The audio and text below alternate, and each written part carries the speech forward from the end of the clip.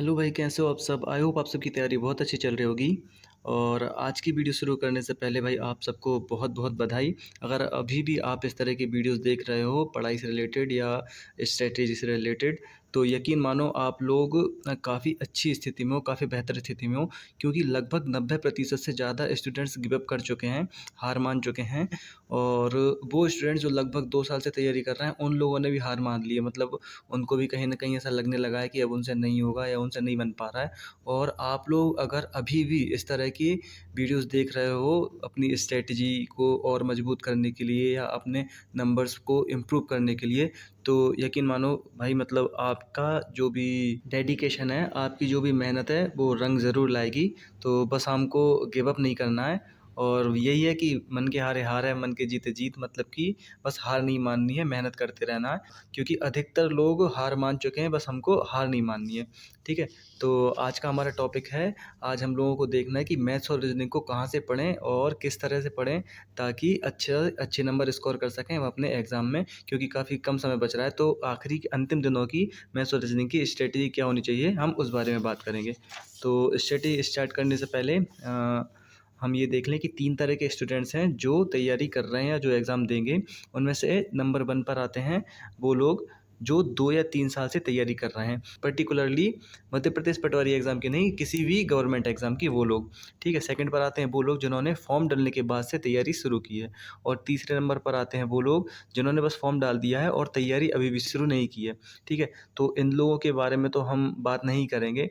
तो क्योंकि अब तो काफ़ी मुश्किल है इस स्थिति में आकर तैयारी करना या एग्ज़ाम में अच्छे नंबर लाने की उम्मीद रखना। और बाकी जो ये 2 तरह के लोग हैं, जो 2-3 साल से तैयारी कर रहे हैं वो, और जिन्होंने फॉर्म डालने के बाद से ईमानदारी से तैयारी स्टार्ट कर दी है, वो दोनों मेरे हिसाब से लगभग एक ही स्थिति में होंगे। बस थोड़ा बहुत 19-20 का फ़र्क होगा। बाकी दोनों अच्छी स्थिति में आ गए हैं। अगर ये लोग भी ठीक तैयारी कर रहे हैं, तो ये भी लगभग दोनों का 60 से 70% सिलेबस कवर हो चुका होगा मैथ रीजनिंग का। ठीक है? और बाकी जो आबकारी का एग्ज़ाम आया था अभी कुछ दिनों में, तो जिन लोगों ने भी आबकारी का एग्ज़ाम दिया है, उन्होंने आबकारी के एग्ज़ाम की वजह से मैथ रीजनिंग काफ़ी हद तक कंप्लीट कर ली होगी, ऐसा मेरा मानना है। ठीक है? तो अब हम लोग बात करते हैं कि मैथ्स और रीजनिंग को कहाँ से पढ़ें जिससे हम ज़्यादा से ज़्यादा नंबर स्कोर कर सकें कम से कम समय में। तो देखो भाई, बात क्या है कि जो पुराने पेपर थे, उस तरह का पैटर्न अब मैथ और रीजनिंग का रहा नहीं है।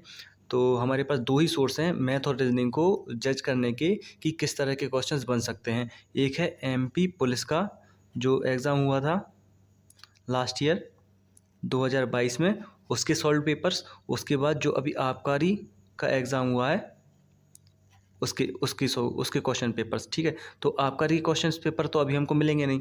बाकी जो एमपी पुलिस के सॉल्व पेपर्स हैं, वो हैं मेरे पास ये, जिनसे आप अपनी तैयारी कर सकते हो। इसमें 26 सॉल्व पेपर्स हैं। इसमें मेनली हमको क्या करना है, केवल मैथ्स और रीजनिंग पर फोकस करना है। तो इसमें लगभग 26 सॉल्व पेपर्स हैं। और 26 सॉल्व पेपर्स में अगर आप ध्यान दोगे तो लगभग 35 क्वेश्चंस के बाद मैथ और रीजनिंग आ जाती है। मतलब कि 65 क्वेश्चंस जो हैं वो मैथ्स और रीजनिंग के हैं। तो हमको बस यही 65 क्वेश्चंस पर फोकस करना है, इन्हीं को सॉल्व कर कर देखना है। तो 26 पेपर के जो 26 पेपर हैं और 65 क्वेश्चंस हैं पर पेपर में, तो ये हमारे पास हो जाते हैं लगभग 1690 या लगभग अप्रॉक्सीमेटली 1700 क्वेश्चंस मैथ्स और रीजनिंग के यहाँ से, जो कि हैं हमारे एमपी पुलिस के प्रीवियस और क्वेश्चन पेपर्स के, जो मैथ्स और रीजनिंग के क्वेश्चंस हैं वो। उसके बाद जो आबकारी विभाग का जो भी एग्ज़ाम हुआ है, जिसमें 7 दिन एग्ज़ाम चला, हर दिन 3 पेपर हो रहे थे, 3 शिफ्ट के एग्ज़ाम हो रहे थे, तो लगभग 21 शिफ्ट में पेपर हुआ है। तो वही 21 शिफ्ट के हमारे पास लगभग 65 क्वेश्चंस और हैं। ठीक है? तो 65 क्वेश्चंस ये यहाँ से हो जाएंगे 21 शिफ्ट के, जो कि हो जाएंगे लगभग 1300-1400 के आसपास। ठीक है? तो अगर हम इनको टोटल करेंगे तो लगभग ये हमारे 3000 के करीब करीब क्वेश्चंस हैं। और 3000 क्वेश्चन अगर हम बांटें तो ये जो होंगे वो 1500 क्वेश्चंस होंगे रीजनिंग के और 1500 क्वेश्चंस होंगे मैथ के, और जो कि लेटेस्ट पैटर्न पर हैं, जिस पर कि व्यापम अभी क्वेश्चंस पूछ रहा है। तो रीजनिंग का तो ज़्यादा प्रॉब्लम वाली बात नहीं है। तो रीजनिंग तो जो हमने एमपी पुलिस कांस्टेबल में देखी थी, लगभग सेम थी। आबकारी के पेपर में मुझे नहीं लगता कि ज़्यादा अंतर होगा एमपी पुलिस कांस्टेबल की रीजनिंग में और आबकारी आरक्षक की रीजनिंग में। लेकिन हाँ, मैथ जो एमपी पुलिस कांस्टेबल का था थोड़ा सा लेंथी ज़रूर था, लेकिन अगर हम वहीं पर देखते हैं आबकारी विभाग के मैथ को, तो पैटर्न ही काफ़ी हद तक चेंज हो गया था।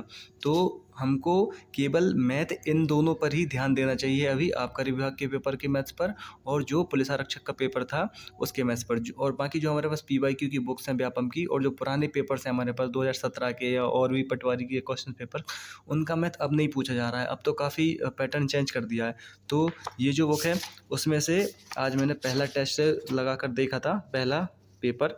तो जो जीएस वाला पार्ट है, साइंस वाला पार्ट है, वो तो ऑप्शनल है, अगर आप पढ़ना चाहते हो तो पढ़ लो। मैं तो सिर्फ इसलिए पढ़ ले रहा हूँ क्योंकि जो क्वेश्चन है उसके बाद जो डिटेलिंग इसकी दी हुई है वो हमें एग्जाम में कहीं ना कहीं हेल्प कर सकती है, इसलिए मैं उसे पढ़ रहा हूँ। बाकी रीजनिंग में ऐसा है, जो क्वेश्चन बनते जा रहे हैं उसे छोड़ दो, जो नहीं बन रहा है उसे मार्क करते चलो कि जो क्वेश्चन आपसे नहीं बन रहा है वो हमको पढ़ना है, ठीक है। और अब इतना समय नहीं रह गया है कि जो यूनिट हमसे नहीं बन रही है हम उस यूनिट को पूरी तरह से पढ़ने जाएं। तो अब तो बस यही है कि जिस तरह के क्वेश्चंस नहीं बन रहे हैं उस तरह के क्वेश्चंस को या उस टाइप के क्वेश्चंस को हम सीख सकते हैं। इस तरह से हमको रीजनिंग और मैथ पर फोकस करना है। किसके? मध्य प्रदेश पुलिस आरक्षक के पेपर्स, जो कि हमें इस बुक में मिल जाएंगे। उसके बाद एक थोड़ी सी प्रॉब्लम आएगी हमको आबकारी आरक्षक के पेपर्स को ढूँढने में, उन पेपर्स को हम कहाँ से अरेंज करें। तो उसके लिए एक ऑप्शन तो आपके पास ये है, आप परफेक्शन एकेडमी के यूट्यूब चैनल पर जाओगे तो यहाँ पर जो टीचर्स हैं, जो पवन सर हैं, वो आबकारी आरक्षक के जो भी पेपर हुआ था और उसमें जो भी रीजनिंग आई थी उसको सॉल्व करा रहे हैं, ठीक है। जो आबकारी आरक्षक में आए हुए प्रश्न रीजनिंग के, अभी आज उन्होंने लगभग 2.5 घंटे की लेक्चर लिया था, 2.5 घंटे की क्लास ली थी। उसके बाद आगे के आप लेक्चर्स देखोगे तो आबकारी आरक्षक के रीजनिंग के सारे क्वेश्चंस ये यहाँ से कवर करा देंगे। बाकी बात आती है मैथ्स की, तो मध्य प्रदेश आबकारी के जो 20 फरवरी को जो शिफ्ट थी, फर्स्ट और सेकंड शिफ्ट का एनालिसिस इन्होंने डाल दिया है। और इसी तरह ये मैथ्स भी यहीं पर सारे आबकारी आरक्षक के पेपर्स हैं उनको सॉल्व करा देंगे, ठीक है। तो ये तो रही बात यूट्यूब चैनल से देखने की। और अगर आप यूट्यूब चैनल से नहीं देखना चाहते हैं, आपको लगता है कि यहाँ से टाइम आपका ज़्यादा ख़राब होगा, तो आप एक चीज़ और कर सकते हैं, मैं डिस्क्रिप्शन में अपने टेलीग्राम ग्रुप की लिंक दे दूँगा।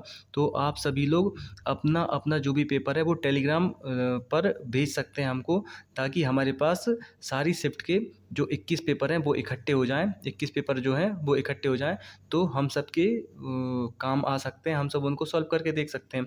क्योंकि जो पेपर आया था आबकारी आरक्षक का इतना कठिन नहीं था, बस लेंथी था, थोड़ा टाइम कम पड़ रहा था इसलिए नहीं हुआ था।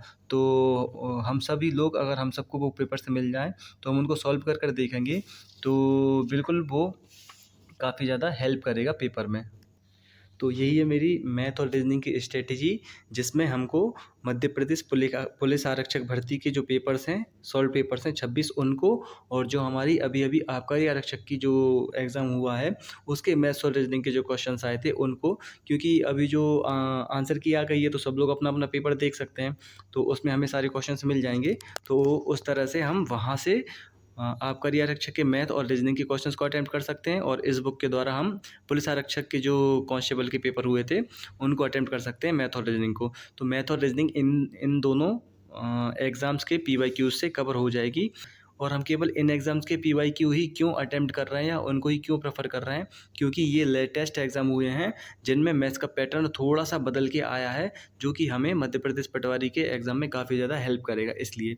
और इसी तरह हम आने वाले दिनों में हिंदी, इंग्लिश, उसके बाद कंप्यूटर और मैनेजमेंट, और उसके बाद जीके और साइंस, इन एग्ज़ाम का भी देख लेंगे एक एक दिन में कि किस किस एग्ज़ाम की स्ट्रेटजी क्या क्या रहनी चाहिए। तो आज की वीडियो थी मैथ और रीजनिंग के लिए। कल हम बात करेंगे मोस्ट प्रोबेबली हिंदी और इंग्लिश का, उसके बाद मैनेजमेंट और कंप्यूटर का, और उसके अगले दिन जीके और जीएस का।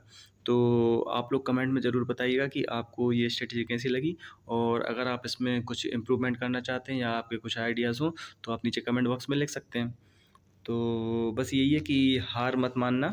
हाँ, वही है कि 90% लोग लगभग गिव अप कर चुके हैं, तो हमको बस गिव अप नहीं करना है और मेहनत करते रहना है। हम सबको अपनी मेहनत का फल ज़रूर मिलेगा। तो ठीक है, बस बेस्ट ऑफ लक अपने एग्ज़ाम के लिए, और मिलते हैं कल की वीडियो में अपनी अगले हिंदी और इंग्लिश की स्ट्रेटजी के साथ। Thank you.